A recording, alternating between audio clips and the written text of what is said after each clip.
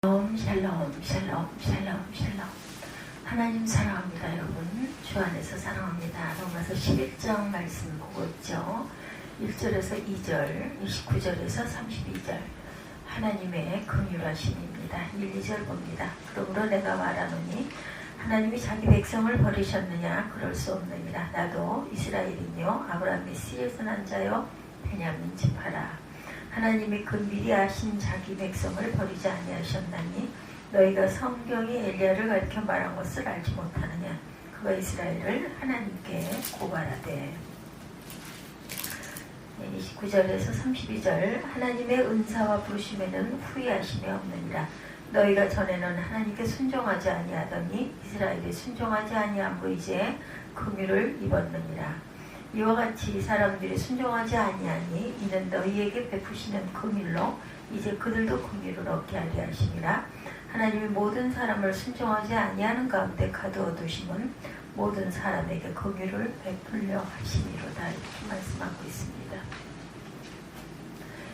신약성경 전체 27권이죠. 구약은 39권이죠. 그 중에 가장 중요한 책을 고르라면 여러분은 어떤 성경을 마음에 새기십니까? 저도 로마서가 손에 늘 잡힙니다. 4세기 위대한 신학자인 아우구스티누스는 로마서 13장 12절을 읽고 크게 변화되었었죠. 16세기 마틴 루터도 영혼의 암흑기를 지내다가 로마서에서 복음의 빛을 발견했고 20세기 칼바르트는 로마서 주석을 통해서 신학자로서의 명성을 나누기 시작했습니다. 로마서가 특별히 중요한 이유는 기독교 신앙을, 즉 복음을 유대교와의 관계에서 체계적으로 해명한 유일한 책이기 때문입니다. 오늘 우리가 설교 본문으로 선택한 말씀이 바로 이 로마서이죠. 바울은 로마서 1장에서 10장까지 율법의 행위와 업적이 아니라 예수 그리스도를 믿음으로 구원받는다는 사실을 자세히 설명합니다. 유대인이나 이방인 모두 이 믿음으로만 의롭다는 인정을 받을 수 있다. 칭의 사건에서 착한 사람이나 악한 사람이나 지식이 높은 사람이나 없는 사람이나 율법을 지키는 사람이나 율법을 지키지 않는 사람이냐 하는 구분이 없다 그러죠. 인간의 업적이 아니라 오직 믿음으로만 구원받는다는 가르침입니다. 아주 과격한 주장을 하고 있습니다. 율법을 삶의 중심으로 삼았던 이스라엘은 바울의 주장을 받아들일 수가 없었고 반대로 율법과 상관없이 살았던 이방인들이 예수 그리스도를 받아들이게 됩니다. 이 대목에서 다음과 같은 질문이 가능하죠. 하나님은 당신 자신이 선택한 이스라엘 백성을 버리신 것일까? 로마서 11장 1, 2절이 그런 상황을 가리킵니다. 답은 아니다. 바울은 여기서 자신이 이스라엘 사람이고 믿음의 조상인 아브라함의 후손이며 12지파 중에서 가장 용맹했던 베냐민 지파에 속한 사람이라는 사실을 다시 밝혔어요. 그는 확신에 차서 말합니다. 하나님이 그 미리 하신 자기 백성을 버리지 아니하셨나니 바울은 무슨 근거로 이런 말을 한 것일까? 이 문제를 정확하게 알려면 초기 기독교가 유대교와 어떤 관계가 있는지 미리 확인해야 합니다. 우리는 복음서의 보도를 통해서 예수의 십자가 죽음의 책임이 유대인에게 있다 이렇게 생각을 하죠. 그런 생각이 2000년 유럽 역사에서 지배적이었습니다. 히틀러가 수백만 명의 유대인들을 죽인 데는 유럽의 반유대주의가 결정적인 영향을 끼쳤어요. 유대인들이 로마 제국의 공권력에 의해서 억울하게 죽인 예수의 운명을 적극적으로 방어해내지 못한 책임은 면할 수 없겠지만 그 죽음의 장본인이란 주장은 정당하지 않았죠. 로마 교회의 가장 중요한 신앙 고백인 사도신경은 예수의 십자가 죽음에 대한 책임을 유대인들이 아니라 로마 총독 빌라도에게 주력합니다. 바울이 로마서를 기록하던 기원전 56년쯤 기독교는 유대인들을 향한 선교보다는 이방인을 향한 선교에 주력을 합니다. 유대인들은 기독교인으로 완전히 배척하지는 않았으나 기꺼이 받아들이지도 않았기 때문입니다. 이런 상황은 기원 후 70년에 일어난 예루살렘 파멸을 기점으로 더 악화해서 유대교와 기독교는 완전히 분리가 되죠. 1세기에 걸린 이런 과정을 보면, 그리고 바울이 이방인 사도로 인정받았다는 사실을 전제하면 당연히 하나님의 유대인들을 버렸다 말해야 옳습니다. 왜냐하면 유대인들이 하나님께 불순종한 것이기 때문이죠. 그런데 바울은 그렇지 않다 이렇게 주장합니다. 근거는 여전히 유대교에 미련이 남아서 그런 걸까? 아니면 로마에 사는 상당수 유대인들에게 복음을 전하려는 전략적 차원에서 꺼낸 발언일까?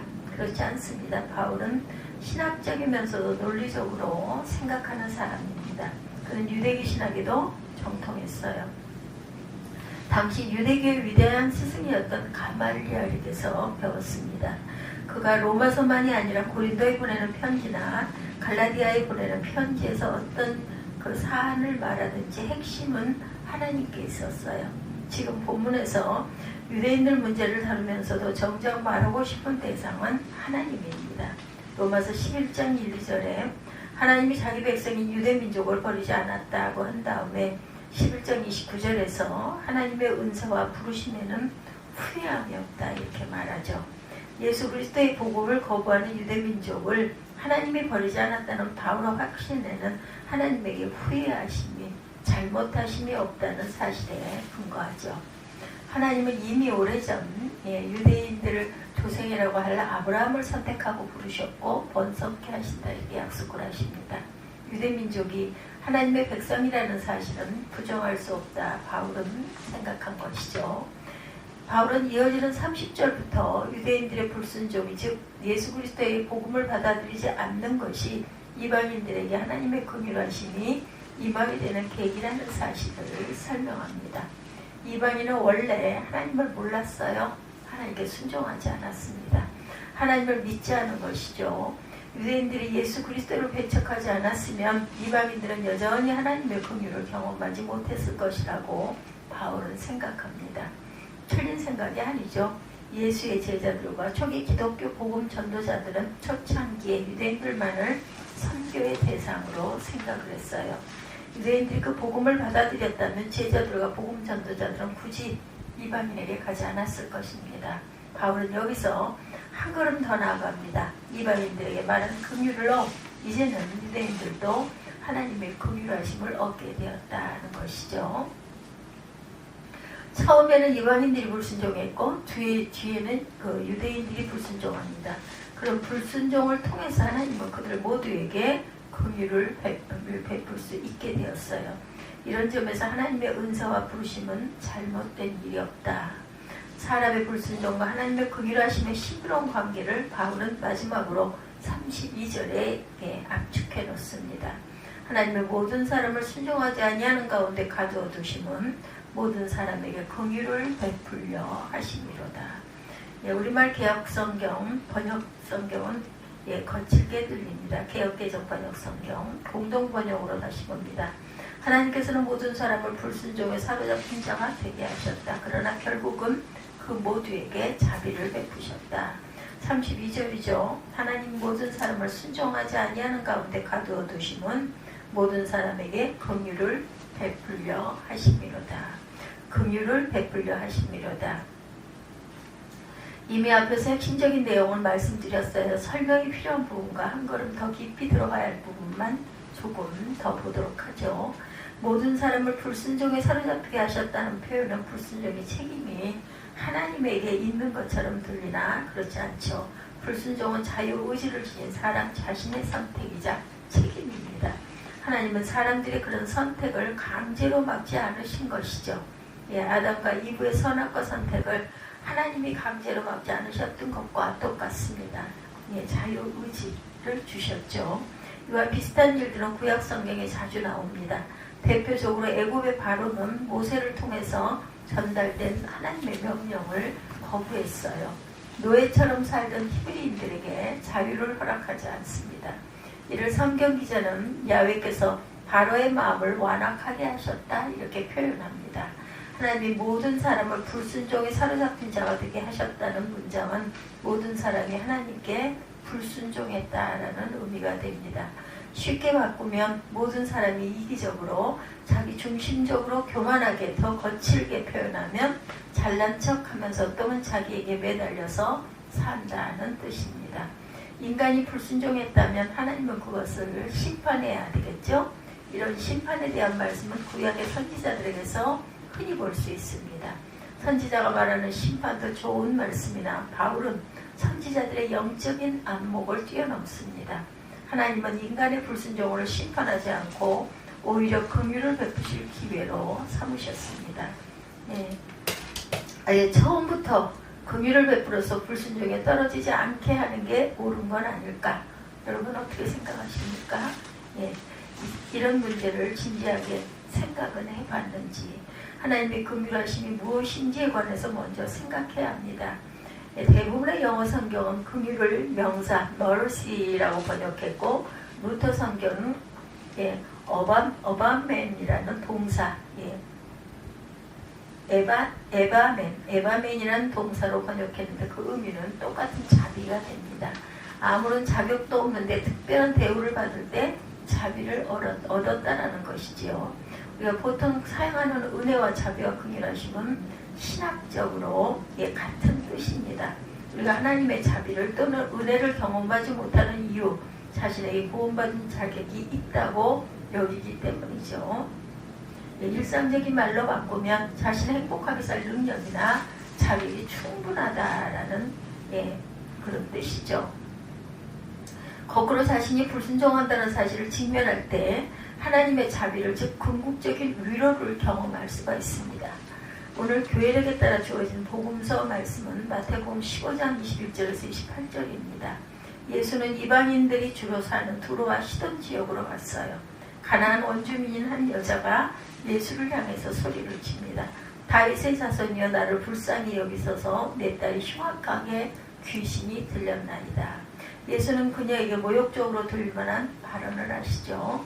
자녀의 떡을 취하여 개들에게 던짐이 마땅하지 아니하니라. 이런 표현은 일종의 속담이나 격언으로 보입니다. 이 여자는 대담한 발언을 이어가죠. 개들도 제 주인의 상에서 떨어지는 부스러기는 먹나이다. 아무도 예상하지 못한 발언. 예수는 여자여 내 믿음이 크도다, 내 소원대로 되리라, 이렇게 말씀하시죠. 귀신 들렸던 그녀의 딸이 나았어요. 가나안 토착 종교를 따랐을 것으로 추정되는 이 가나안 여자는 예수에게 자기를 불쌍히 여겨달라 했고 개 취급을 당해도 좋다고 말한 것이죠. 하나님의 긍휼하심에만 전적으로 의존하겠다는 의도였습니다. 그런 태도야말로 예수가 말한 큰 믿음이죠. 놀랍게도 이 이방인 여인은 믿는 자의 본보기가 됩니다. 이와 반대로 하나님을 잘 믿는다고 자랑하던 바리새인들과 서기관들은 하나님 앞에서 믿음이 없는 자들이었어요. 예수는 그들을 위선자다 이렇게 말합니다. 그들 앞에서는 예수의 선한 능력이, 즉 긍휼하심이 나타날 수 없었다. 하나님의 긍휼하심에 전적으로 의존한다는 말을 심리적인 열등감이나 자학으로 보면 곤란하죠. 교회 밖에 있는 사람들은 기독교 신앙을 그렇게 평가합니다. 기독교인들은 무슨 죄를 그렇게 많이 지었기에 예배를 드릴 때마다 사죄 기도를 드러내고 인생살이에서 자신감이 부족한 거 아니냐 이렇게 의심을 하죠. 그런 흔적이 기독교인들에게 없지 않습니다. 삶을 두려워하죠. 지옥에 떨어질지 모른다 이렇게 걱정합니다. 그래서 많은 부흥 강사들이 거기 모인 성도들에게 당신들은 죄인들이고 회개하지 않으면 지옥에 떨어져 이렇게 외치기도 하죠. 심리적인 압박감을 줍니다. 성도들은 그런 분위기에 사로잡혀서 눈물을 흘리며 회개를 하죠. 감정이 솟구치면서 심리적인 카타르시스를 경험합니다. 순간적으로나마 기분이 좋아지기는 아마 하겠지만 어릴 때는 아버지나 어머니가 큰 소리만 쳐도 무서워하고 부모가 자기 기분에 따라 이쁘다거나 착하다고 하는 말만 들어도 기분이 좋아지는 경우와 같습니다. 나이가 들면 전후 사정을 파악해서 부모의 관계, 성숙하게 형성이 되듯이 신앙적으로 어른이 되면 단순히 심리와 감정에 떨어지지 않고 그런 현상이 뒤따라오기는 하나 하나님의 어떤 분인지를 실질적으로 경험함으로 삶이 깊어집니다. 우리가 성숙하게 경험해야 할 하나님의 가장 귀한 속성의 하나가 궁극적인 속성이 긍휼하심이죠. 그래서 바울은 오늘 본문에서 유대인들과 이방인들의 불순종을 하나님의 긍휼하심을 얻는 계기라고, 하나님이 인류 역사를 그렇게 이끌어간다고 대담하게 말한 것이죠. 예, 이 캐즈만은 로마서 주석에서 이 대목을 이렇게 설명합니다. 은혜는 진노의 영역 속으로 뚫고 들어가며 복음의 능력은 불순종 속에서 나타난다. 하나님의 긍휼하심 안으로 깊이 가려고 우리 모두가 노력을 합니다. 여러분도 마찬가지죠. 이게 실제 우리의 삶에서 어떤 경험, 어떻게 경험되는지 한번 보도록 하죠. 하나는 사회적인 차원의 삶. 여러분 오늘 세상을 어떻게 평가하십니까? 세상이 정의롭고 평화로우면서 바람직하게 작동한다고 생각하는 사람들은 별로 없을 것입니다. 구석구석이 병든 듯이 보여요. 모두가 싸우고 미워하고 파렴치하고 뻔뻔하게 사는 것 같습니다. 특히 한국 사회, 참 어려운 그 정치적인 시대를 살아가고 있죠. 국민이 또한 두 편으로 나뉘어서 감정적으로 격해 있게 아무리 잘해도 한쪽은 불만을 가질 수밖에 없었어요. 남북한도 여전히 극과 극을 대립하고 있습니다. 해방 80주년이 넘었는데 또한 분단도 80주년을 넘었어요. 이런 일들은 하나님께 불순종하는 것이죠. 이런 일들로 인해서 우리의 삶이 곤두박질 치지 않는다는 사실을 여러분은 눈여겨봐야 합니다. 오히려 하나님의 긍휼하심을 경험할 기회라는 것이죠. 두 번째 차원의 삶을 말하면 무슨 뜻인지 아실 거예요. 우리의 삶의 개인적인 차원에도 불순종이 일어나요. 불행한 사건들이 피해가지 않습니다. 개인의 운명에 불행이 닥쳐도 하나님은 그것을 통해 우리에게 삶의 정수를 경험하게 하십니다. 더 근본적으로 생명의 깊이로 들어가게 하시죠. 하나님은 우리 앞을 비추는 등불과 같으세요. 등불은 낮보다 밤에 더 요용하게 빛나죠. 모두 나처럼 살면 좋겠으나 종종 밤같은 순간이 오며 궁극적으로 죽음이라는 완전한 밤이 오기도 합니다. 그런 밤에 하나님은 더 밝은 빛으로 우리를 찾아오세요. 문제는 우리가 일상에서 하나님의 긍휼하심에 전적으로 매달리고 있는지에 달려 있습니다. 재산과 명예와 건강과 취미와 자녀와 학력 등 매달리는 사람은 하나님의 긍휼하심을 느낄 수가 없어요. 그런 사람은 인생의 밤이 와도 빛을 발견할 수가 없습니다.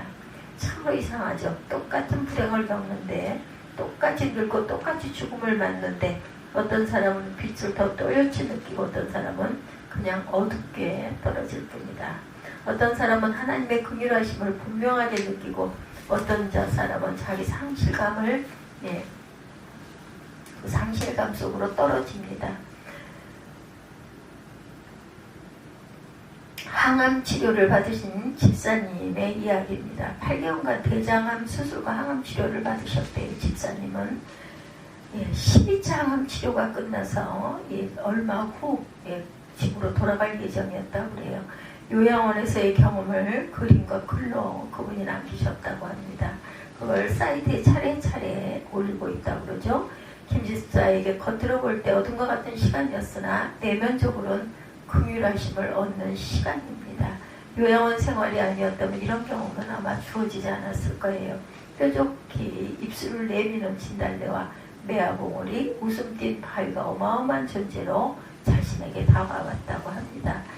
그분의 글 중에 한 문장, 하나님은 나를 너무 잘 아신다. 어쩜 이리 예민하도록 딱 맞는 선물을 그때그때 주시는지 하나님의 섬세하심에 감사합니다. 하나님. 이렇게 말미를 장식했다고 하죠.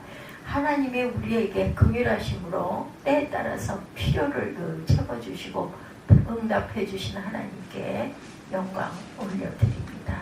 오늘 로마서 11장 1, 2절 29절에서 32절 하나님의 긍휼하심 이런 제목으로 함께 은혜를 나눴습니다. 기도하시겠습니다.